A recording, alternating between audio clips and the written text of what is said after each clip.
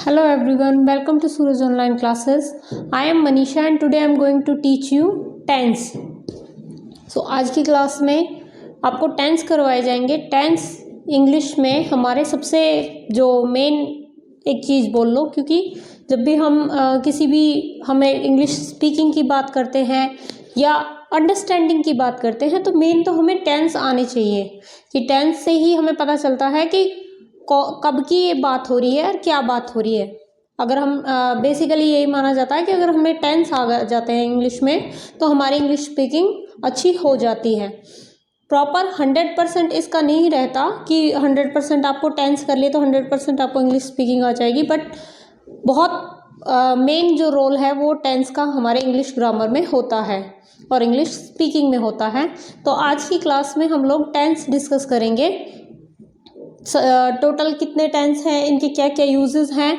So basically तो आज की क्लास में आपका प्रेजेंट जो टेंस है उसको करवाया जाएगा, बट स्टार्टिंग है टेंस की. तो इंट्रोडक्शन सबसे पहले हम टेंस का देख लेते हैं कि टेंस क्या होते हैं. Tense is the form of verb which shows the time of an action and its degree of completeness. कि टेंस क्या होते हैं. वर्ब एक्चुअली वर्ब की फॉर्म ही लगा लो कि हमें पता चलता है कि कोई काम जो है वो किस टाइम पे हुआ. मेन क्या है, टेंस हमें किसी कार्य के होने के समय का बताता है कि किस समय हुआ, अभी हुआ, ये पास्ट में हुआ या फ्यूचर में होने वाला है. प्लस उस एक्शन की डिग्री बताता है कि वो कंप्लीट हो चुका है, चल रहा है या अभी मतलब उसका हमें कुछ टाइम नहीं पता है, एग्जैक्ट टाइम. ठीक है, तो डिग्री और जो टाइम है वो हमें किसी भी काम का किससे पता चलता है, टेंस से पता चलता है. तो फर्स्ट देख लेते हैं कि टेंस के टाइप्स क्या क्या है, मतलब कितने टेंस होते हैं हमारे. टोटल हमारे 3 टेंस हैं मेन, प्रेजेंट और फ्यूचर एंड पास्ट. तो प्रेजेंट मतलब वर्तमान काल, वर्तमान काल. पास्ट मतलब भूतकाल, यानी कि जो बीत चुका है समय, उसको हम पास्ट टेंस बोलते हैं. एंड फ्यूचर मतलब भविष्य काल, जो चीज़ होने वाली है. तो मेन तो हमारे ये 3 हो गए टेंस. ठीक है, इनको ही हम पढ़ेंगे तब हमें पता चलेगा कि अगर हमें बताना है कि कोई चीज़ पास्ट में हुई तो हम उसको कैसे बताएंगे, एक्सप्रेस कैसे करेंगे और समझेंगे किस कौन सी ऐसी चीज़ें होंगी जिनसे हमें पढ़ के पता चलेगा कि ये पास्ट में हुई थी, फ्यूचर में होंगी या प्रेजेंट में चल रही हैं, हो गई हैं. इन जो ये हमारे 3 टेंस हैं इनके भी फिर आगे चलकर पार्ट्स होते हैं. 3 के, तीनों के ही 3-3 पार्ट आएंगे. ठीक है, 4 मेन तो 3 और टोटल वैसे 4 होते हैं. पहला है इंडेफिनिट. इंडेफिनिट मतलब जिसमें हमें संदिग्ध होता है, हमें पता नहीं चलता कि उसका टाइम नहीं पता होता, जिसका टाइम पता नहीं होता, जिसका टाइम पता नहीं होता या प्रोसेस का पता नहीं होता कि मतलब वो काम चल रहा है या अभी अधूरा है. ठीक है, जो मेन क्या है कि इंडेफिनिट में हम साधारण वाक्य जो होते हैं ना कि वह ये काम करता है, उसने ये काम किया, इस तरीके के जो वर्ड हैं वो इंडेफिनिट में आते हैं. हम इनको सरल वाक्य भी बोल सकते हैं. ओके, नेक्स्ट है कॉन्टिन्यूअस, जो चल रहा है. कॉन्टिन्यूअस में कौन से आते हैं, जो चल रहा है. और परफेक्ट में जो हो चुका. इसे लेकर आप कंफ्यूज नहीं होंगे, जो हो चुका तो फिर तो मतलब पास्ट ही होना चाहिए ऐसा सोचेंगे आप, बट इसका मतलब क्या है कि काम पूरा हो गया. और परफेक्ट कॉन्टिन्यूअस का मतलब है कुछ कार्य हो गया है पूरा और कुछ रहता है, कार्य पूर्ण है और कुछ हो चुका है. ठीक है, तो ये 4 पार्ट होते हैं हर टेंस के. जैसे प्रेजेंट है, प्रेजेंट टेंस के भी 4 पार्ट होंगे. कौन कौन से, present indefinite, present continuous, present perfect, next present perfect continuous. तो ये 4 पार्ट होंगे, हर जितने भी टेंस होंगे हमारे उन सभी के 4 पार्ट्स होंगे। तो आज की क्लास में हम मेनली प्रेजेंट टेंस को डिस्कस करने वाले हैं। अब आप सोचेंगे कि 4 पार्ट कैसे होते हैं, तो उनको डिस्क्राइब करने के लिए यहाँ पे टेबल बनाई हुई है, इसको आप देखेंगे। ये टेंस है, सबसे पहला है प्रेजेंट टेंस। अब आपको बताया कि इनके 4 पार्ट होंगे, indefinite, continuous, perfect, perfect continuous. ये 4 पार्ट्स हैं। प्रेजेंट में अगर मुझे बोलना हो, हमने एक वर्ब ले ली टू गो। अब इसी के अलग अलग जितने भी रूप होंगे वो टू गो के ही हम डिस्क्राइब करेंगे कि टू गो जो है अगर उसको हम चेंज करें हर टेंस के अकॉर्डिंग, और टेंस के जो पार्ट होंगे, डिग्री होंगी उनकी अकॉर्डिंग, तो इसमें जो प्रेजेंट टेंस है उसका इंडेफिनेट अगर हमें बनाना हो तो हम क्या लिखेंगे, आई गो। मतलब मुझे बताना है कि मैं जाता हूँ, मैं जाता हूँ, then I will write I go. और कॉन्टिन्यूस में अगर बताना हो कि अगर मैं बोल रहा हूँ कि मैं जा रहा हूँ, इस तरीके से बोलना हो तो हम लिखेंगे आई एम गोइंग। ये कॉन्टिन्यूस हो गया। नेक्स्ट आता है परफेक्ट। अगर मुझे बोलना हो कि मैं जा चुका, मतलब जहाँ मैं जा रहा था मैं वहाँ पहुँच चुका हूँ, तो मैं क्या लिखूँगी, आई हैव गॉन। ठीक है, तो ये हो गया इसका परफेक्ट पार्ट। नेक्स्ट आता है परफेक्ट कॉन्टिन्यूस। अगर हम लोग कोई ऐसी बात बोलते हैं कि जिस समय ऐसा काम होगा, ये कार्य होगा, उस समय मैं वहाँ जा चुका होऊंगा, जब तक तुम मेरे घर पहुँचोगे तब तक मैं मार्केट जा चुका होऊंगा। इस तरीके की बातें हम कई बार बोलते हैं कॉमन टॉकिंग में। तो ये सभी किस में आती है, परफेक्ट कॉन्टिन्यूस में। I have been going perfect भी है कि जा भी रहा हूँ, और कॉन्टिन्यूस भी है कि उस टाइम हैव जो है ये हमारा परफेक्ट हो गया, और गोइंग जो है वो कॉन्टिन्यूस में आ गया। इसी तरीके से जब पास्ट में हम बताएंगे आई वेंट, मैं गया, हमें नहीं पता किस समय गया, और जा रहा था या जा चुका था। आई वॉज गोइंग कॉन्टिन्यूस में आता है। पास्ट कॉन्टिन्यूस जब हम बोलेंगे तो हम इसको कैसे बोलेंगे, I was going. Past perfect जब हम बोलेंगे तो हम बोलेंगे I had gone. Then past perfect continuous tense में अगर हमें बोलना हो तो हम बोलेंगे आई हैड बीन गोइंग। जिस समय तुमने ऐसा किया तब मैं जा रहा था। सेम इसी तरह के सेंटेंस प्रेजेंट में यूज करने हो तो भी इसी तरीके से बोलते हैं। नेक्स्ट है फ्यूचर। फ्यूचर का अगर हमें इंडेफिनेट बोलना हो, आई शैल गो, मैं जाऊंगा। Continuous, I shall be going, मैं जा रहा होऊंगा। मतलब उस समय कोई भी कंटिन्यूटी हमें बतानी हो कि वह जा रहा है, वह जाएगा। अगर फ्यूचर में इस तरीके से बताया जाए तो I shall be going. Perfect, I shall have gone, मैं जा चुका होऊंगा। Perfect continuous, I shall have been going. Perfect continuous part जो सेंटेंस होता है उसके ऑलमोस्ट 2 पार्ट होते हैं। एक आधा पार्ट परफेक्टली का बताएगा और आधा कॉन्टिन्यूस का बताएगा कि हो भी चुका है और कुछ अभी जारी है। ठीक है, तो ये हो गए अलग अलग पार्ट्स। अब इनको 1 बाय 1 करके हम समझेंगे कि कैसे करके इन्हें आगे समझना होता है, जो हमारे टेंस हैं, और उनके कैसे कैसे यूज़ होते हैं। प्लस उनका अगर हमें सेंटेंस को बोलना हो नेगेटिव करके, जैसे मैंने बताया आई गो, तो अगर आप पूछे कि इसको नेगेटिव कैसे करेंगे और अगर हमें इसका क्वेश्चन बनाना हो तो कैसे बनाएंगे, तो वो सभी चीज़ें हम आज की क्लास में डिस्कस करने वाले हैं। क्लियर? सो सबसे पहला जो टेंस है वो आता है हमारा प्रेजेंट टेंस। सो पहला टेंस हमारा है प्रेजेंट इंडेफिनिट टेंस। कि इंडेफिनिट में कौन कौन सी चीज़ें आती हैं, पहले उसको देख लेते हैं। इंडेफिनिट जिसका पता नहीं हो मतलब हमें ये तो पता है कि ये प्रेजेंट की चीज़ है, पर ये चल रही है या हो चुकी है, उसकी डिग्री का नहीं पता होता, तो हम प्रेजेंट इंडेफिनिट टेंस में उसको काउंट कर लेते हैं। ऐसी चीज़ कहाँ कहाँ पर इसको यूज़ किया जाता है, अगर हम हिंदी में ट्रांसलेट करके देखें तो जिसके एंड में ता है, ती है, ते है, इस तरह के वर्ड आते हैं। वह ये काम करता है, वे जाते हैं, वह जाती है। तो इस तरह के वर्ड जिनके एंड में आए ना, वहाँ पर हम प्रेजेंट इंडेफिनिट काउंट करते हैं कि प्रेजेंट इंडेफिनिट टेंस है ये।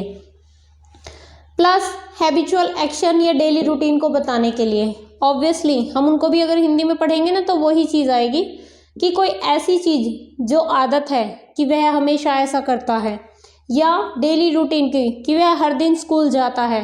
तो भी आपने देखा होगा कि हिंदी में जब हम ट्रांसलेट कर रहे हैं तो एंड में ता है, ती है, ते है, इस तरीके के वर्ड आ रहे हैं। बट अगर किसी को हिंदी में ट्रांसलेट ना हो पाए किसी से, तो आप एक्शंस को देखकर कि हैबिचुअल एक्शन या डेली रूटीन बताया जा रहा है, दैट मीन्स यहाँ पर प्रेजेंट इंडेफिनिट टेंस है। जिन वर्ड्स में always, never, seldom, often, sometime, daily, every day, every week, every month, once a week, twice a week, इस तरीके की बातें आए तो उसमें हमें समझ जाना चाहिए कि इसमें कौन सा टेंस है, प्रेजेंट इंडेफिनिट टेंस है। अब है जनरल ट्रूथ। पहले तो ये सारे वर्ड्स बता दिए, ये सारे वर्ड अगर किसी भी सेंटेंस में आ रहे हैं दैट मीन्स वहाँ पर प्रेजेंट इंडेफिनिट टेंस है, क्योंकि हम उसे चेंज कब करेंगे, पहले तो उसको पहचानना जरूरी है ना, हमें पता होना चाहिए कि टेंस है कौन सा। तो इन चीज़ों को देख लेंगे, प्लस अगर इनमें से कोई भी चीज़ आ रही है दैट मीन्स ये प्रेजेंट इंडेफिनिट टेंस है। सेकेंड थिंग क्या है, जनरल ट्रूथ या परमानेंट ट्रूथ को व्यक्त करने के लिए। जनरल ट्रूथ या परमानेंट ट्रूथ क्या होता है, जिन्हें हम सर्वमान्य, सभी लोग मानते हैं कि हाँ ऐसा सच है या पक्का हमेशा वो चीज़ ऐसी ही रहने वाली है, उसको जब हम बता रहे हैं कि हम जैसे बता दें कि सनराइजेस फ्रॉम द ईस्ट, तो जो सनराइजेस फ्रॉम द ईस्ट है ये एक सच्ची बात है कि सूर्य हमेशा पूर्व से ही उगता है, तो उसको जब हम बताएंगे तो हम प्रेजेंट इंडेफिनिट टेंस में लिखेंगे। ठीक है, ये इसका फॉर्मूला हो जाता है। कैसे लिखेंगे वो जैसे मैंने आपको बताया, the sun rises from east. Okay, so अब इसको ये फॉर्मूला कैसे अप्लाई हो रहा है इसमें, द सन हमारा सब्जेक्ट हो गया, राइजेस हमारी वर्ब की फॉर्म है राइज, और उसमें हमने एस ऐड कर दिया, दैट मीन्स वर्ब की फर्स्ट फॉर्म प्लस एस या ई एस। एस और ई एस कहाँ पर लगाने होते हैं वो भी आपको बताया जाएगा। नेक्स्ट है फ्रॉम ईस्ट, ये हमारे उसमें आ गया ऑब्जेक्ट में, तो ये फॉर्मूला यहाँ पर ऐसे अप्लाई हुआ। ठीक है, अब आप कहेंगे कि एस और एस कहाँ लगाना होता है, कहाँ नहीं लगाना होता, तो सबसे पहले तो हमें ये देखना है कि अगर हमारा सब्जेक्ट सिंगुलर है, जैसे द सन, सन एक ही है, तो हमने एस और एस ऐड किया, तो क्या फॉर्मूला है एस और एस लगाने के लिए, सब्जेक्ट सिंगुलर है तो एस या ई एस ऐड करेंगे।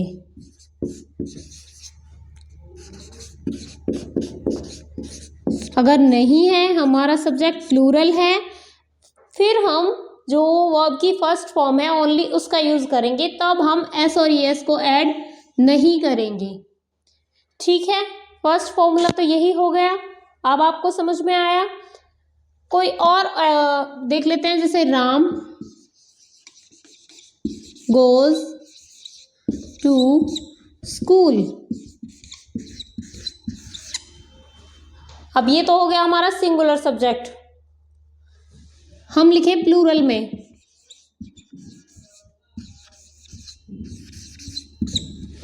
दे गो टू स्कूल। डिफरेंस क्या आया कि हमने इसमें एस और एस ऐड नहीं किया।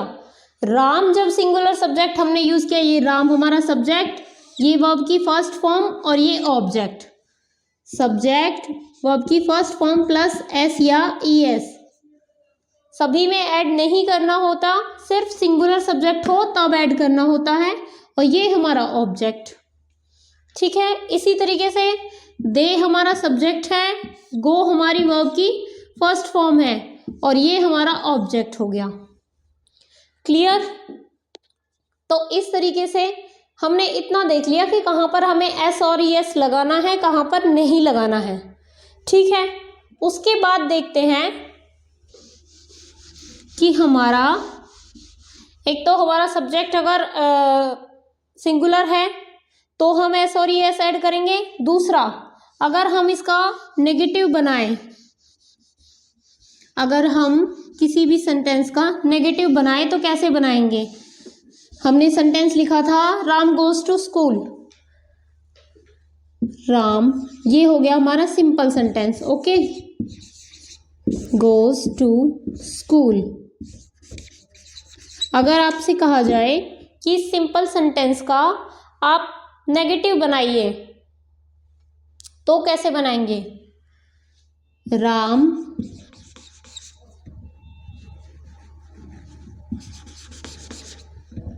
उसके बाद नॉट गोज टू स्कूल नहीं, उसके लिए हम क्या ऐड करते हैं? डज। डू या डज लगाते हैं। Ram does not go to school. अब आप चेंजेस को ध्यान में रखेंगे कि हमने क्या चेंज कर दिया। राम एज इट इज है, डज हमने ऐड कर दिया, डज नॉट क्योंकि हमें नेगेटिव बनाना था, और गो टू स्कूल क्या ये एज इट इज है? गोज का हमने क्या बना दिया? गो बना दिया। तो इसको भी माइंड में रखेंगे कि जैसे ही हमारे पास डज और डू आए हमने एस और एस को हटा दिया। ठीक है, ये भी आप माइंड में रखेंगे। एंड तो फॉर्मूला क्या बन गया हमारा नेगेटिव बनाने का? सब्जेक्ट प्लस डू या does not, okay, plus object. अब आप सोचेंगे कि कहाँ पर डू आएगा, कहाँ पर डज आएगा, हमें कैसे पता चले? तो सबसे पहली बात, जो सिंगुलर है, अगर हमारा सब्जेक्ट सिंगुलर है तो हम डज यूज करेंगे, अगर हमारा सब्जेक्ट प्लूरल है तो हम डू का यूज करेंगे। सब्जेक्ट सिंगुलर है तो डज नॉट, और प्लूरल है तो डू नॉट। ठीक है, ये हो गया। प्लस जो यू होता है, यू को भी हम प्लूरल के साथ ही काउंट करते हैं। यू या प्लूरल, इन दोनों में से कोई भी एक हो तो हम क्या लगाते हैं? डू लगाते हैं। सिंगुलर, अगर हमारा सब्जेक्ट सिंगुलर है हम डज लगाएंगे, अगर हमारा सब्जेक्ट प्लूरल है या यू हमारा सब्जेक्ट है तो यही चीज़ सेम जो यू वाली बात है ना, वो हमारे एस और एस पर भी लागू होती है। हम अधिकतर जो यू है, यू को हम प्लूरल में ही काउंट करते हैं। तो यू अगर है हमारा सब्जेक्ट, हम किसी के बारे में बात कर रहे हैं, यू गो टू स्कूल, तो वहाँ पर डू नॉट लगाएंगे, डज नॉट नहीं लगाएंगे। है सिंगल व्यक्ति ही, पर यू को भी हम प्लूरल के साथ ही काउंट करते हैं। इतना क्लियर हो गया आपको कि हमें नेगेटिव बनाने के लिए क्या करना है? डज नॉट ऐड करना है। कहाँ ऐड करना है? सब्जेक्ट प्लस डू या डज नॉट। क्लियर? अब आता है हमारा कि अगर हम क्वेश्चन मार्क बनाएं, हमें बोला जाए कि इसका आप इंटेरोगेटिव बनाओ, राम गोज टू स्कूल, और हमने बोला कि इसका नेगेटिव बनाओ कि राम नहीं जाता है स्कूल, तो हम क्या बनाएंगे? Ram does not go to school. ये हो गया इसका नेगेटिव। अब बोल दिया जाए कि इसका इंटेरोगेटिव बनाओ, Ram does not go to school का आप इंटेरोगेटिव बनाओ या राम गोज टू स्कूल का ही बना दो, तो हम कैसे बनाएंगे? क्वेश्चन मार्क कैसे बनाएंगे? उसके लिए सेम चीज आएगी, डू और डज का प्रयोग होगा। कहाँ पर होगा? मेन बात क्या है, आपको क्या माइंड में रखना है? एक तो डू और डज हम ऐड करेंगे, प्लस हम क्या करेंगे? उसी को हम आगे ले आएंगे क्वेश्चन बनाने के लिए। जैसे राम का बनाए हम does Ram go to school, ये हमारा इंटरोगेटिव हो जाता है। Does Ram go to school, हमने डज का यूज किया, कहाँ पर किया? सबसे आगे। तो क्वेश्चन जो इंटरोगेटिव है उसे बनाने का फॉर्मूला हमारा क्या हो गया? डू या does plus subject plus verb की फर्स्ट फॉर्म प्लस ऑब्जेक्ट। ये फॉर्मूला हमारा हो गया इंटेरोगेटिव बनाने के लिए। ठीक है, नेगेटिव जो हमारा सिंपल फॉर्मूला था प्रेजेंट टेंस का, वो क्या था, प्रेजेंट इंडेफिनिट का सब्जेक्ट प्लस वर्ब की फर्स्ट फॉर्म प्लस एस या ई एस जब लगाएंगे जब हमारा सब्जेक्ट सिंगुलर है। अगर हमारा सब्जेक्ट प्लूरल है या यू है तो हम एस और ई एस नहीं ऐड करेंगे, माइंड में रहेगी।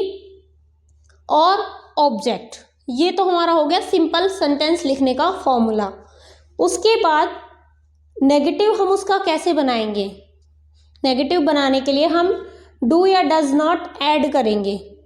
डू या डज नॉट कहाँ पर आएगा, डू आएगा अगर हमारा जो सब्जेक्ट यू है या प्लूरल है तो हम डू लगाएंगे, अगर हमारा सब्जेक्ट सिंगुलर है तो हम क्या लगाएंगे, डज नॉट लगाएंगे। और जो एस और ई एस हम सिंगुलर के साथ लगा रहे थे उसको हटा देंगे। गो टू स्कूल मतलब बाकी का जो ऑब्जेक्ट है वो लगा देंगे। तो नेगेटिव बनाने का हमारा फॉर्मूला क्या बनता है, subject plus do does not plus object, ये हमारा नेगेटिव बन गया। उसके बाद इंटेरोगेटिव कैसे बनाएंगे, does Ram go to school, so formula क्या बना, डू या does plus subject plus verb की फर्स्ट फॉर्म प्लस ऑब्जेक्ट और प्लस क्वेश्चन मार्क। ऐसे करके हमारा ये कंप्लीट हो गया।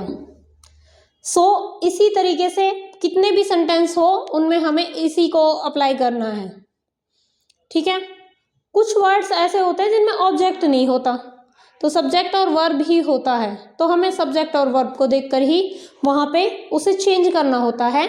ऑब्जेक्ट हम स्किप कर सकते हैं क्योंकि हमें मतलब मेन किस चीज़ से है, ऑब्जेक्ट तो आप देखते आ रहे हैं कि एज इट इज़ ही चल रहा है। मेन हमें वर्ब से मतलब है कि वर्ब की फॉर्म देखनी है, फर्स्ट फॉर्म ही आएगी। अगर सब्जेक्ट प्लूरल है तो उसमें कुछ भी ऐड भी नहीं होगा, अगर सिंगुलर है देन उसमें एस और ई एस लगा देंगे। ठीक है, सेकेंड थिंग, क्वेश्चन मार्क बनाना हो तो डू और डज का यूज़ करेंगे स्टार्टिंग में। नेगेटिव बनाना हो तो वर्ब के बाद जो हमारा सब्जेक्ट है, सब्जेक्ट के बाद हमारा क्या आएगा, डज या डू नॉट, वर्ब से पहले, क्योंकि हम माइंड में सोच लेते हैं कि ये इसकी हेल्पिंग वर्ब है और हेल्पिंग वर्ब कहाँ आती है, वर्ब से पहले आती है। ठीक है, तो आपको उसकी जगह पता होनी चाहिए कि वो वर्ड कहाँ पर आना चाहिए। सो ये हो गया हमारा present indefinite tense. Present indefinite tense में सिंपल सेंटेंस बनाना, उसका नेगेटिव बनाना और उसका इंटेरोगेटिव बनाना। क्लियर। इसके बाद देखते हैं प्रेजेंट कॉन्टिन्यूअस टेंस कि कॉन्टिन्यूअस टेंस कहाँ पर आता है। हमारा जो प्रेजेंट कॉन्टिन्यूअस टेंस है वो किन जगहों पर आता है और उसके क्या क्या यूजेस होते हैं। ठीक है, सो अब देखते हैं प्रेजेंट कॉन्टिन्यूअस टेंस कि प्रेजेंट कॉन्टिन्यूअस टेंस होते क्या हैं। बात करते समय एक्शन को प्रकट करने के लिए now, these days, now a days, still, at this time, at this moment, at present, ऐसी बातें जिस भी सेंटेंस में आ जाएं उसको हम प्रेजेंट कॉन्टिन्यूअस टेंस कहते हैं। मतलब हम बोले जा रहा है, हिंदी में हम बोले जा रहा है, जा रहे हैं, जा रही है, कोई काम कर रहा है, कोई भी है किसी काम को कर रहा है तो हम बोल रहे हैं कि वो ऐसा काम कर रहा है। कंटिन्यूअस मतलब कंटिन्यू है, अभी काम खत्म नहीं हुआ है, तो वहां पर प्रेजेंट कॉन्टिन्यूअस टेंस होता है। प्रेजेंट की जो बात होती है प्लस ये जो एग्जांपल आपको बताए गए हैं ये अगर हमारे किसी सेंटेंस में आते हैं तो वहां भी कौन सा टेंस होता है, प्रेजेंट कॉन्टिन्यूअस टेंस होता है। ठीक है, उसके बाद जैसे राम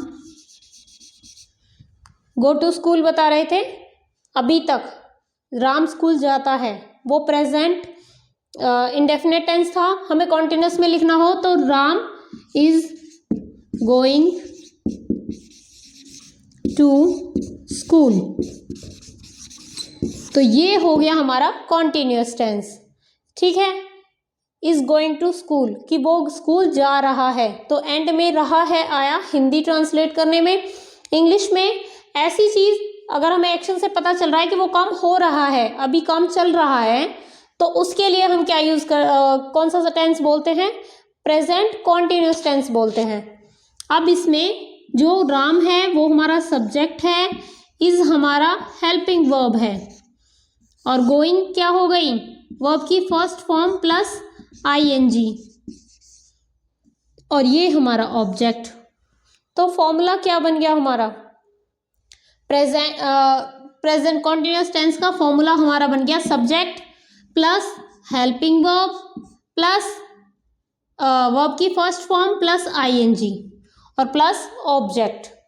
ये हमारा सिंपल, अगर हमें कुछ भी लिखना हो जो प्रेजेंट कॉन्टिन्यूस टेंस में है तो सेंटेंस, सिंपल सेंटेंस लिखना होगा, तो हमें ये सारी चीज़ें देखनी पड़ेंगी कि सब्जेक्ट हो, उसमें कोई हेल्पिंग वर्ब हो। अब हेल्पिंग वर्ब हम इसको हेल्पिंग वर्ब क्यों बोल रहे हैं? क्योंकि इसमें इज, एम, आर तीनों हेल्पिंग वर्ब आ सकती हैं इस जगह पे, ठीक है। उसके बाद वर्ब की फर्स्ट फॉर्म प्लस आईएनजी। देखो गो के साथ हमने आईएनजी लगा दिया, वहाँ हम ईएस लगा रहे थे, एसईआईएस लगा रहे थे अगर सब्जेक्ट सिंगुलर था तो। यहाँ पर चाहे सब्जेक्ट सिंगुलर हो या प्लूरल हो, आईएनजी लगेगा। मेन तो इंग्लिश में हम तो आईएनजी से ही पहचानते हैं कि कॉन्टिन्यूस वाला टेंस है, तो आईएनजी उसमें ऐड होगा ही। टू स्कूल, तो इसमें अलग क्या हुआ? आप या रट के रखोगे कि वर्ब में तो वर्ब की फर्स्ट फॉर्म के साथ हम आईएनजी लगा देंगे। समझने वाली चीज़ें कहाँ पर आएंगी? पहली चीज़ तो ये, जो हेल्पिंग वर्ब कौन सी आएगी? सब्जेक्ट सिंगुलर है, इज आएगा, सब्जेक्ट प्लूरल है या यू है। मैंने आपको बताया यू को हमें प्लूरल की तरह सोच के चलना है, तो यू और प्लूरल के साथ हम आर लगाएंगे, ठीक है। और एम हमेशा किसके साथ आता है? आई के साथ आता है। तो यहीं पर पता चल गया, मेरे हिसाब से इसे अलग से लिखने की जरूरत नहीं है। सब्जेक्ट सिंगुलर है तो हम क्या लिखेंगे? इज का यूज करेंगे। सब्जेक्ट प्लूरल है या यू है तो हम क्या लगाएंगे? आर लगाएंगे। और सब्जेक्ट आई है तो आई के साथ एम लगाएंगे। इस एम आर में से, तीनों में से कोई एक हेल्पिंग वर्ब सब्जेक्ट के बाद आती है। फिर उस हेल्पिंग वर्ब के बाद आएगी वर्ब हमारी। वर्ब की कौन सी फॉर्म? फर्स्ट फॉर्म, और फर्स्ट फॉर्म के साथ आईएनजी, ठीक है। वर्ब की फर्स्ट फॉर्म के साथ आईएनजी ऐड करेंगे। सो अब से पहले आपने वर्ब की फॉर्म्स तो लर्न की ही होंगी कि कौन कौन सी फॉर्म्स होती है। अगर नहीं है तो आपको जब भी टेंस करने होंगे उससे पहले एक बार फॉर्म्स को रिवाइज करना जरूरी होगा। तो नेक्स्ट है, अब आ जाते इस पे। हमने ये सीख लिया कि सब्जेक्ट तो एज इट इज ही रहना है। उसके बाद हमने ये देख लिया कि कौन सी हेल्पिंग वर्ब आएगी, किसके साथ कौन सी हेल्पिंग वर्ब आएगी। देन आते हैं गोइंग। आईएनजी बता ही दिया, सबके साथ आईएनजी आएगा। तो चेंज कहाँ हुआ? चेंज जो थोड़ा सा होना है आईएनजी लगाते टाइम, वो चेंजेस मैंने ऑलरेडी लिख कर रखे हैं ताकि आपको बताने भूल ना जाए कि क्लास में एक बार ये बताने जरूरी है। यदि वर्ब के एंड में ई हो तो आईएनजी लगाते समय ई को हटा देते हैं। अब इसमें तो कुछ भी नहीं था, गो था सिंपल, इसलिए हमने सिंपल आईएनजी लगा दिया, हमें कोई चेंज करना नहीं पड़ा। अब है, अगर वर्ब हमारी कोई वर्ब ऐसी है जिसके एंड में ई है तो हम आईएनजी लगाते समय उस ई को हटा देंगे। ये बात आपको माइंड में रखनी है, ठीक है। जैसे एंड में है कम, हमारी वर्ब के एंड में क्या आ गया? ई आ गया, तो ई को हमें हटा देना है, तब हमें आईएनजी लगाना है, ठीक है। कम का हमने आईएनजी लगाकर कमिंग बना दिया, देखिए आप यहाँ पर ई गायब हो गया, ठीक है। तो इसको माइंड में रखना है। दूसरा पॉइंट क्या माइंड में रखना है? एंड में आई ई हो। अगर एंड में आई ई हो तो आईएनजी लगाते समय आई ई का क्या बन जाएगा? वाई बन जाएगा।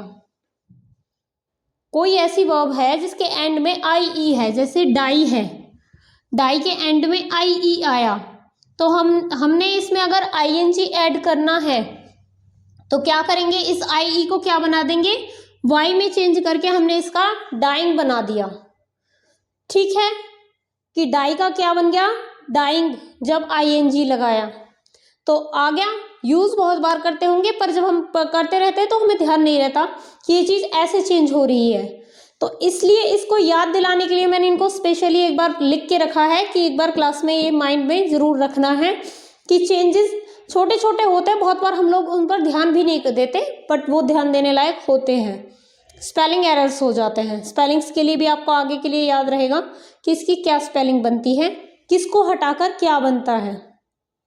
ठीक है, सिंपल ये 3 चीज़ें आप याद कर लेना। उसके बाद तो बाकी सब में तो simple as it is ING ही ऐड होगा। पहली चीज़ क्या थी, एंड में आई हो। अगर हमारी वर्ब के एंड में आई है तो आई को हटाकर हम ई है, ई को हटाकर हम क्या लगा देते हैं, सिंपल आईएनजी। बस उस ई को हटा देंगे अगर एंड में है तो। क्लियर। दूसरा पॉइंट क्या था, आई ई है अगर एंड में तो आई ई को हम क्या बना देंगे, वाई बना देंगे और आईएनजी लगा देंगे। क्लियर। थर्ड पॉइंट आता है, अगर एंड का अक्षर हमारा जो वर्ब है ना उसके एंड में उसके पहले वॉवल हो तो आईएनजी लगाते समय अंतिम अक्षर का 2 बार लिखा जाता है। अब आप इसको समझेंगे, जैसे रन, रन लिखा हुआ है तो एन से पहले यू है, यू हमारा वॉवल है, दैट मीन्स हम क्या करेंगे, इस एन को हम 2 बार लिखेंगे। रनिंग, आईएनजी लगाते समय इस एन को, तो कौन सा अक्षर डबल हुआ, जो एंड में आया। याद रहेगा, कोई भी अक्षर है ऐसा जिसमें कोई भी हमने वर्ब लिखी हुई है और वर्ब के जो सेकंड लास्ट है कोई भी वर्ड है उसको देखना है कि ये कहीं वॉवल तो नहीं है। अगर वॉवल है तो हम क्या करेंगे, उस वर्ड को लास्ट में 2 बार लिखेंगे। एन को हमने डबल करके लिखा।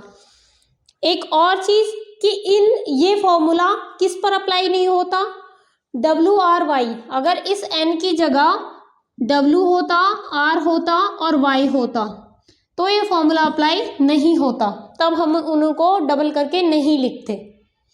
ठीक है, रहेगा याद। मतलब इसमें एक के अंदर ही 2 चीज़ें आ गई हैं आपकी। ये चीज़ें आप 2-3 बार माइंड में रिवाइज करोगे, हो जाएंगी, समझ में आ जाएंगी कि इसमें क्या करना होता है। क्लियर। उसके बाद आ जाते हैं, अब हमें समझ में आ गया कि आईएनजी हम कैसे कैसे ऐड करेंगे, कि क्या क्या चेंजेस करेंगे। आईएनजी के बाद आ जाते हैं ऑब्जेक्ट पे। ऑब्जेक्ट में अभी तक हमें कोई चेंज करना नहीं है। ठीक है, तो अभी तक ऑब्जेक्ट हमारा एज इट इज़ आ रहा है।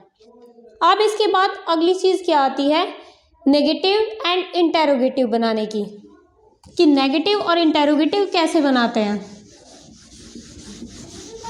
यही चीज़ जैसे इसमें है आईएनजी लगाते टाइम, ऐसे ही हमारे जो सिंपल टेंस था, इंडेफिनेट टेंस था, उसमें एस और एस लगाते टाइम क्या करना चाहिए, कौन से अक्षर का क्या होता है, वो आपको हमारे जो इंडेफिनेट टेंस होते हैं उनकी वीडियो में मतलब इंडेफिनेट टेंस जो है उसमें बताना था कि कैसे चेंज होता है।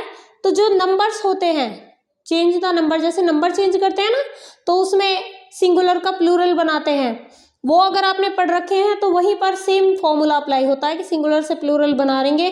तो एस और एस कैसे कैसे ऐड होते हैं वो आप उसमें जाकर देख सकते हैं। हमारी जो वीडियो है चेंज द नंबर वाली, उसको जाकर आप देख सकते हैं।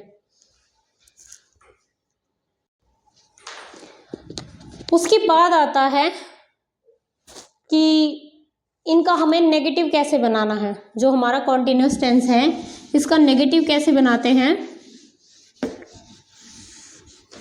आप नंबर चेंज करना देखेंगे और वहीं से आपको पता चल जाएगा कि एस और एस कौन सी जगह में एस आता है और कौन से के साथ ई एस आता है। एंड में किस वर्ड के एस ऐड होता है और किसके ई एस ऐड होता है। जैसे हम प्लूरल में ऐड कर रहे थे, सेम थिंग। अब है राम लिख रहे थे हम, राम इज गोइंग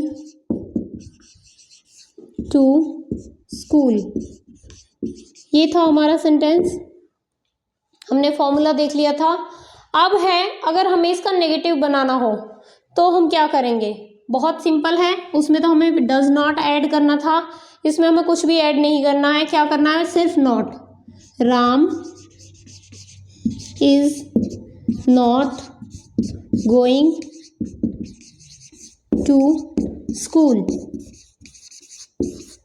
ठीक है, तो नॉट को ऐड करते ही ये क्या हो गया, हमारा नेगेटिव हो गया है। नॉट लगाना कहाँ है, हमारा हेल्पिंग वर्ब के बाद और वर्ब से पहले, यानी कि वर्ब एंड हेल्पिंग वर्ब के जस्ट बीच में। फॉर्मूला क्या बन गया नेगेटिव बनाने का, ये हमारा सिंपल है, ये हमारा नेगेटिव हो गया। तो फॉर्मूला क्या बनता है, Ram subject plus helping verb plus not plus verb की first form plus ING plus object. Clear, ये फॉर्मूला बनता है हमारा नेगेटिव बनाने का, कि इसको अगर हमें प्रेजेंट कॉन्टिन्यूअस टेंस को नेगेटिव बनाना हो तो हम इस तरीके से बनाते हैं। नेक्स्ट हमारा आता है इंटेरोगेटिव, कि अगर हमें इंटेरोगेटिव बनाना पड़ जाए तो इसका हम इंटेरोगेटिव कैसे बनाएंगे। बहुत इजी होता है कॉन्टिन्यूअस टेंस का इंटेरोगेटिव बनाना, जो हमारी हेल्पिंग वर्ब होती है उसे आगे लाकर, is Ram going to school, और लास्ट में क्वेश्चन मार्क ऐड करके।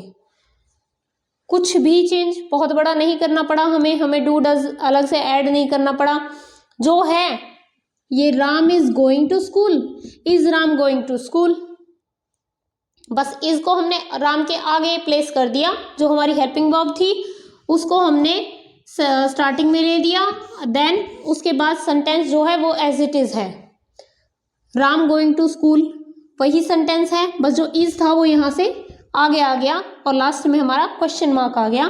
तो हमारा फॉर्मूला क्या बनता है, helping verb plus subject plus verb की first form plus ING and plus object, ये हमारा फॉर्मूला बनता है। और ऑब्जेक्ट के लास्ट में हम क्या प्लस करेंगे, क्वेश्चन मार्क। ये बन गया हमारा इंटेरोगेटिव। क्लियर यहाँ तक कि प्रेजेंट कॉन्टिन्यूअस टेंस के अगर सिंपल सेंटेंस हो, Ram is going to school, Ram school जाता है, ठीक है, जा रहा है, कॉन्टिन्यूअस में बोलेंगे जा रहा है। Ram is not going to school, Ram school नहीं जा रहा है, अगर हमें ऐसे बोलना हो और हम बोले कि क्या राम स्कूल जा रहा है, तो is Ram going to school. और नेगेटिव और इंटेरोगेटिव प्लस में करना हो कि दोनों चीजें बोलनी है कि क्या राम स्कूल नहीं जा रहा है, तो हम कैसे लिखेंगे, is Ram not going to school, not को नहीं हटाएंगे, एज इट इज इस वाले नेगेटिव को बस इस को आगे ले आएंगे और ये हमारा बन जाएगा negative plus interrogative same sentence में। ठीक है, तो ये था हमारा प्रेजेंट कॉन्टिन्यूअस टेंस। इसके बाद आता है हमारा present perfect tense. Present perfect tense next है हमारा प्रेजेंट परफेक्ट टेंस। कि प्रेजेंट परफेक्ट टेंस होता कहाँ कहाँ है, किन किन सेंटेंस में होता है, जिस वाक्य के एंड में before, once, twice, thrice, several times आदि शब्द दे रखे हो, वहाँ पर कौन सा टेंस काउंट करते हैं हम, प्रेजेंट परफेक्ट टेंस काउंट करते हैं। तो मेन तो हमें ये याद रखना है कि ये वर्ड्स एंड में आने चाहिए, क्योंकि ट्वाइस थ्राइस मैंने आपको बताए थे वो प्रेजेंट इंडेफिनिट में भी आ रहे थे, बट एंड की बात हो रही हो कि मैंने ऐसा 2 बार किया है, ये काम मैं इतनी बार कर चुका हूँ या इतनी बार मैं वहाँ जा चुका हूँ, तो जब वो चीज़ें लास्ट में आएंगी तब हमें देखना है कि तब ये प्रेजेंट परफेक्ट टेंस में आएगा। जैसे I have seen the Taj at Agra twice, मैंने जो ताज है आगरा में उसे 2 बार देखा है, तो वो देख चुका है अब से पहले 2 बार, तो ये काम हो चुका है, तो प्रेजेंट परफेक्ट टेंस में। दूसरा क्या है कि प्रेजेंट परफेक्ट टेंस उन कार्यों को बताने के लिए किया जाता है यूज जिनको हुए कुछ ही समय हुआ है, मतलब वो काम पूरा तो हो गया पर जस्ट अभी पूरा हुआ है। ठीक है, काफ़ी समय पहले पूरा हो चुका होता तो हम उसको पास्ट परफेक्ट में काउंट करते, ठीक है, क्योंकि तब वो चीज़ पास्ट में हो चुकी थी। रिसेंटली आज ही कोई काम पूरा हुआ है या अभी कुछ समय के दौरान पूरा हुआ है, तो उनको हम प्रेजेंट परफेक्ट में काउंट करते हैं। ठीक है, नेक्स्ट है ऑलरेडी। ये जो वर्ड्स हैं ये कहीं भी आ सकते हैं हमारे सेंटेंस में, already, so, far, as yet, just now, till now, recently, presently, this year. ये वर्ड्स भी अगर किसी सेंटेंस में आते हैं तो वो सेंटेंस हमारा क्या होता है, प्रेजेंट परफेक्ट टेंस का सेंटेंस होता है। ठीक है, ये तो हो गई उसकी पहचान प्रेजेंट परफेक्ट टेंस की। अब हम देखते हैं कि हम उसे लिखते कैसे हैं। हम एक सेंटेंस कर रहे थे, Ram is going to school. तो अगर हम कहें कि राम स्कूल जा चुका है, जस्ट अभी गया है, तो हम कैसे लिखेंगे, Ram has gone to school, ऐसे लिखेंगे हम उसको, Ram has gone to school. क्यों लिखा हमने इसको ऐसे, क्योंकि इसका फॉर्मूला यही बनता है, राम हमारा सब्जेक्ट है, हैज हमारा हेल्पिंग वर्ब है, और गॉन वर्ब की थर्ड फॉर्म।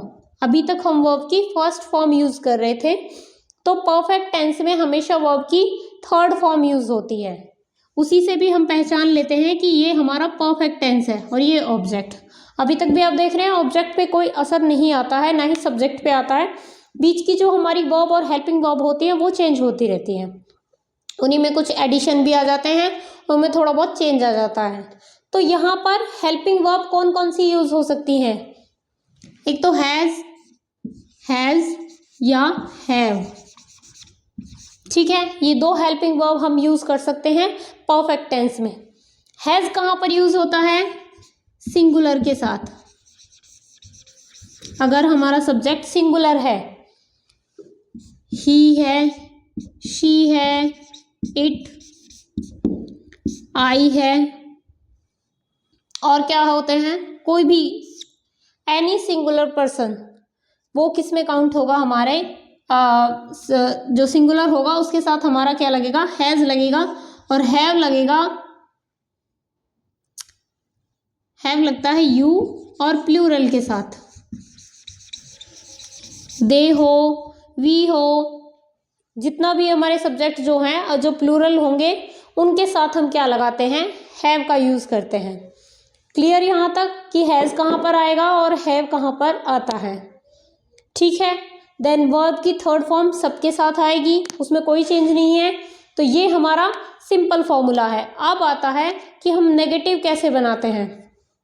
कोई भी सेंटेंस है जो हमारा प्रेजेंट परफेक्ट टेंस का है, उसका हम नेगेटिव कैसे बनाते हैं उसे देख लेते हैं। अगर हमें बोलना हो कि राम स्कूल नहीं जा चुका है, इस तरीके से बोलना हो, तो हम क्या लिखेंगे, Ram has not gone to school.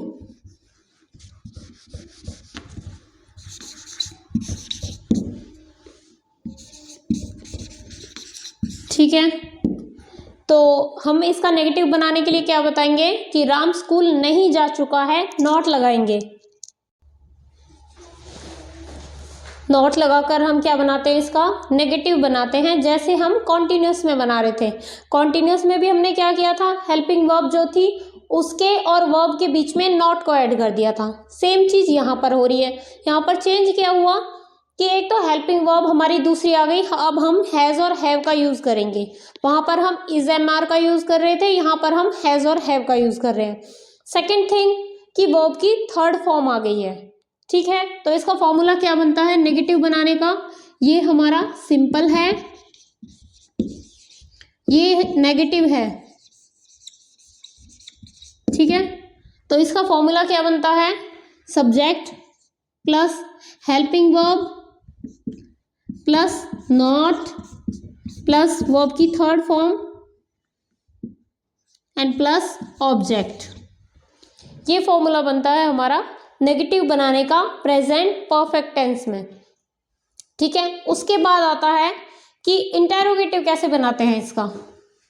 Interrogative हमें बोलना हो कि क्या राम स्कूल जा चुका है, तो इंटेरोगेटिव कैसे बनाएंगे, जो हमारा हेल्पिंग वर्ब है उसको आगे ले आएंगे और same sentence as it is रहेगा, लास्ट में क्वेश्चन मार्क ऐड होगा कॉन्टिन्यूस की तरह।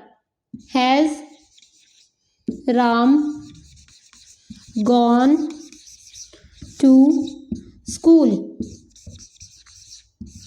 और लास्ट में क्वेश्चन मार्क। हैज़ हमारा helping verb plus subject plus verb की थर्ड फॉर्म और plus object and plus last में क्वेश्चन मार्क। तो ये बन गया हमारा इंटेरोगेटिव बनाने का फॉर्मूला कि ऐसे करके हम इसका इंटेरोगेटिव बनाएंगे। क्लियर? हमारा सिंपल सेंटेंस था Ram has gone to school. ये हमारा सेंटेंस कैसा था? प्रेजेंट परफेक्ट टेंस का। फिर हमने इसमें नॉट ऐड करके वर्ब और हेल्पिंग वर्ब के बीच में, तो इसको हमने क्या बना दिया? हमारा negative sentence, Ram has not gone to school, कि राम स्कूल नहीं जा चुका है। नेक्स्ट हमारा होता है interrogative, has Ram gone to school, question mark हम लगाते हैं तो लास्ट में, तो हमारा ये क्या बन गया? इंटेरोगेटिव, कि क्या राम स्कूल जा चुका है। ठीक है, तो ये था हमारा प्रेजेंट परफेक्ट टेंस। नेक्स्ट इसके बाद आता है present perfect continuous tense. So next आ जाते हैं प्रेजेंट परफेक्ट कॉन्टिन्यूअस टेंस पे, कि प्रेजेंट परफेक्ट कॉन्टिन्यूअस होता क्या है? जो पिछले समय से आरंभ होकर अब भी जारी है, कि काफ़ी पहले से वो शुरू हुआ था कुछ समय पहले और अभी भी वो चल रहा है, तो उसको हम क्या बोलेंगे? कि वो प्रेजेंट परफेक्ट कॉन्टिन्यूअस में आएगा वो सेंटेंस। कुछ उसका पार्ट हो चुका है, कुछ अभी चल रहा है। परफेक्ट में हो चुका था, बट परफेक्ट कॉन्टिन्यूअस में तब से चल रहा है और अभी तक भी चल रहा है। ऐसे एक्शन का वर्णन करने के लिए जिसमें सिंस फॉर वाला टाइम दे रखा हो, कि इतने समय से ये काम चल रहा है। अगर हमारे सेंटेंस में ऐसा टाइम दे रखा है तो हम उसको किस में काउंट करेंगे? प्रेजेंट परफेक्ट कॉन्टिन्यूअस में। तथा प्रेजेंट को बताने वाला कोई वर्ड, प्रेजेंट को बताने वाला कोई भी वर्ड हो, दिस हो, दीज हो, हेयर, नाउ, जैसे I have been living in this house for 2 years। अब इसमें क्या हुआ है? फॉर जो टाइम है वो दे रखा है कि 2 साल से रह रहा हूँ, फॉर 2 years, एंड प्लस ऐसा word I have been living in this house, this these those, जो अब के समय को बता रहा कि इस वाले हाउस में मैं इतने समय से रह रहा हूँ।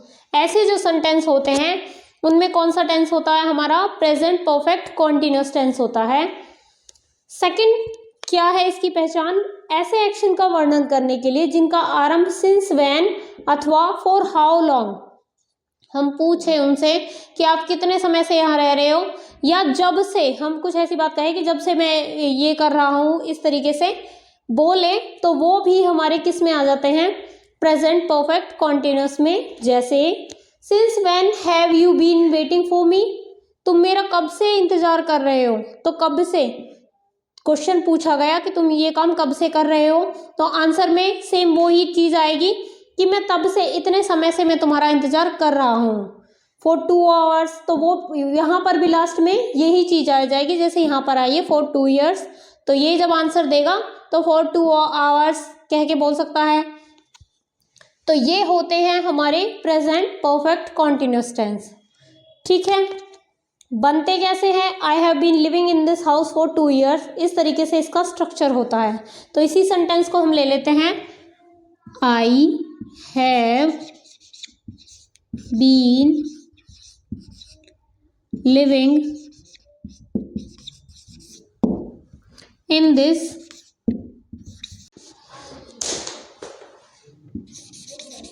For 2 years। I have been living in this house for 2 years, ये हमारा सेंटेंस हो गया। इसमें आई जो है ये है सब्जेक्ट हमारा, हैव हमारा helping verb, plus been subject plus helping verb plus been लगाएंगे, प्लस वर्ब की फर्स्ट फॉर्म और उसमें आईएनजी, और ये हमारा हो गया help object plus for, since या फॉर। ठीक है, तो मेन तो ये बन गया हमारा सिंस फॉर, उसमें प्लस में लास्ट में ऐड होता है। अब हम क्या करेंगे? हमें इसको बनाना है नेगेटिव। कि इसका नेगेटिव बनाओ। I have been living in this house for 2 years। इसको हमें नेगेटिव में क्या लिखना होगा कि मैं इस घर में 2 साल से नहीं रह रहा हूँ। आई हैव, ये हमारा सिंपल है, ये negative. I have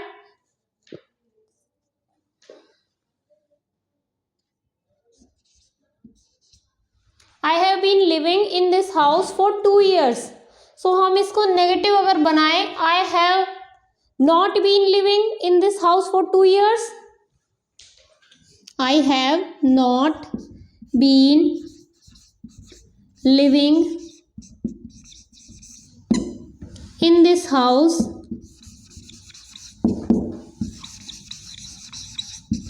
for 2 years।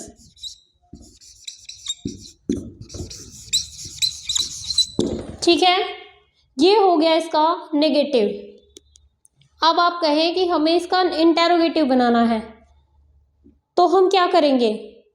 ये तो हमारा नेगेटिव बन गया, हमने हैव और बीन के बीच में नॉट को ऐड कर दिया सिंपली। बहुत, बेशक सेंटेंस काफ़ी लंबा चौड़ा है, बट इसमें नेगेटिव हमें बनाने के लिए क्या करना होगा?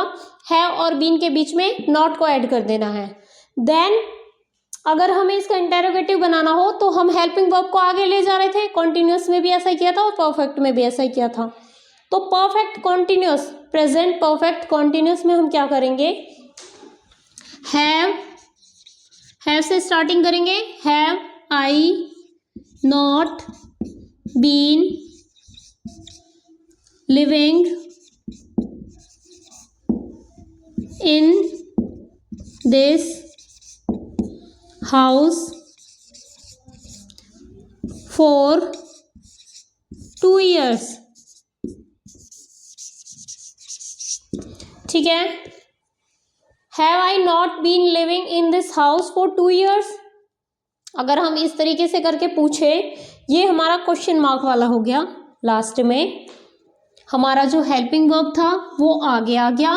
तो फॉर्मूला आप अपने आप देख सकते हो। नेगेटिव बनाने के लिए सब्जेक्ट, ये हमारा सब्जेक्ट था, प्लस हेल्पिंग वर्ब हम इधर लिख देते हैं, वहाँ काफ़ी ज़्यादा हो जाएगा। नेगेटिव के लिए फॉर्मूला क्या होगा? Subject plus helping verb plus not plus been plus object और प्लस सिंस फोर जो भी है हमारा लास्ट में वो आ जाता है। ठीक है, तो वो हमारे ऑब्जेक्ट के साथ ही आ जाएगा। देन इंटेरोगेटिव बनाने के लिए हम हेल्पिंग वर्ब को पहले लेंगे। Helping verb plus subject plus been plus, अगर नॉट था उसमें तो बीच में ही आ जाना था, आई के साथ ही वो आ जाता। बट अगर नहीं है तो बीन के बाद हमने क्या ऐड कर देना है? सीधा सीधा ऑब्जेक्ट को ऐड करना है, और ऑब्जेक्ट के बाद सिंस फोर है उसको ऐड कर देना है। देन क्वेश्चन मार्क, लास्ट में हमारा क्वेश्चन मार्क। तो ये हो गया हमारा प्रेजेंट परफेक्ट कॉन्टिन्यूअस टेंस कि इसको कैसे चेंज किया जाता है। तो आज की क्लास में हमने सिंपल जो भी हमारा प्रेजेंट टेंस है उसको कंप्लीट कर लिया है। अब अभी तक की क्लास में हमने जो पढ़े थे उनके कुछ एग्जांपल्स देख लेते हैं और देखते हैं कि हमारी जो क्लास थी वो आपको सक्सेसफुली अच्छे से समझ में आई या नहीं आई है। यहाँ पे कुछ सेंटेंस लिखे जाएंगे, आपको चेंज करके देखना है खुद से, then I will solve. So first हमारा पहला टेंस था। पहले तो जो 3-4 मैं सेंटेंस लिखूंगी, आपको सबसे पहले उनको रिकॉग्नाइज करके देखना है कि क्या हम इनको पहचान सकते हैं ये कौन सा टेंस है। ठीक है, सो स्टार्ट करते हैं। हमारा पहला सेंटेंस है बर्ड्स फ्लाई। अगर इस तरीके से सेंटेंस आ जाए तो हम इसको कैसे रिकॉग्नाइज करेंगे? हिंदी इसकी करके देखेंगे। बर्ड्स फ्लाई की हिंदी क्या बनती है? पक्षी उड़ते हैं। और ते है, ती है, ता है, एंड में अगर किसी के में आ रहा है तो वो कौन सा सेंटेंस बताया था आपको? प्रेजेंट इंडेफिनिट टेंस बताया था। तो अगर हमसे बोला जाए कि बर्ड्स फ्लाई का नेगेटिव बनाओ तो क्या करेंगे? Birds do not fly. आप कहेंगे कि इसमें डू क्यों लगाया? क्योंकि हमारा जो बर्ड्स हैं ये प्लूरल है, इसलिए यहाँ पर बर्ड्स डू नॉट फ्लाई लगाया। अगर हम इसी को इंटेरोगेटिव में बनाए, हमसे पूछा जाए कि इसका इंटेरोगेटिव बनाओ, तो डू बर्ड्स फ्लाई। इसका कोई ऑब्जेक्ट नहीं था, फिर भी हमारा सेंटेंस कंप्लीट चल रहा है। ठीक है, तो इस तरीके से इनके चेंजेस होते हैं। नेक्स्ट एक और सेंटेंस देख लेते हैं। They are going to market. तो फर्स्ट ऑफ ऑल हम ये देखेंगे कि कौन से टाइप का ये सेंटेंस है। They are going to market, इसमें सब्जेक्ट है, हेल्पिंग वर्ब है इज एम आर वाली, और वर्ब की फर्स्ट फॉर्म प्लस आईएनजी है। दैट मीन्स ये हमारा क्या है? कॉन्टिन्यूअस टेंस है। कॉन्टिन्यूअस टेंस है। इसका नेगेटिव कैसे बनाएंगे? They are not going to market. आ रहा है याद कि कैसे चेंज करना था? और अगर इसका इंटेरोगेटिव बनाना हो, are they going to market, helping verb को आगे ले आएंगे,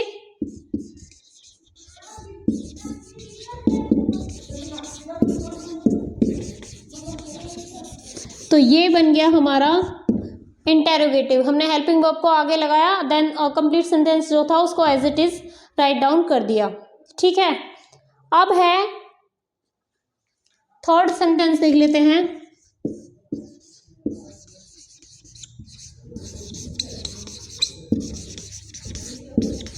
आई हैव डन माई वर्क। ये किस टाइप का सेंटेंस लग रहा है? आई हैव डन माई वर्क, मेरा काम हो चुका है, मैंने अपना कार्य कर लिया है, काम पूरा हो गया। दैट मीन्स ये है हमारा प्रेजेंट परफेक्ट टेंस।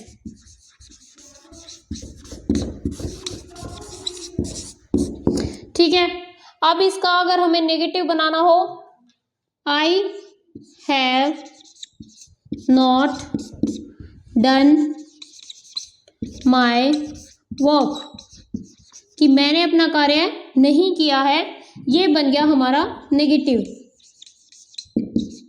इसके बाद आता है कि अगर इसका इंटेरोगेटिव बनाना हो, have I done my work, जो हेल्पिंग वर्ब थी हमने उसको आगे लगाया, और बाकी का जो सेंटेंस था I have done my work, तो have I done my work, last में क्वेश्चन मार्क ऐड करके इसे बना दिया हमने इंटेरोगेटिव। ठीक है, तो इस तरीके से जो हमारे सेंटेंस हैं वो सारे होते हैं। आई होप आज की क्लास में आपको सारे क्लियर हो गए हो। उसके बाद भी अगर आपको कोई डाउट रहता है तो आपको जो नेक्स्ट क्लास में मुझे लगेगा कि इस क्लास में से ये चीज़ रह गई थी, वैसे मैंने अपनी तरफ से कंप्लीट करवाने की कोशिश करी है।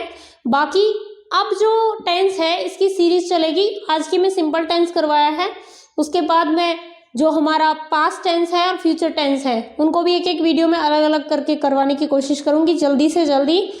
तब तक के लिए आप बने रहिए, और जो भी ये वीडियो है अगर आपको पसंद आई है तो इसको लाइक कीजिए। Thank you.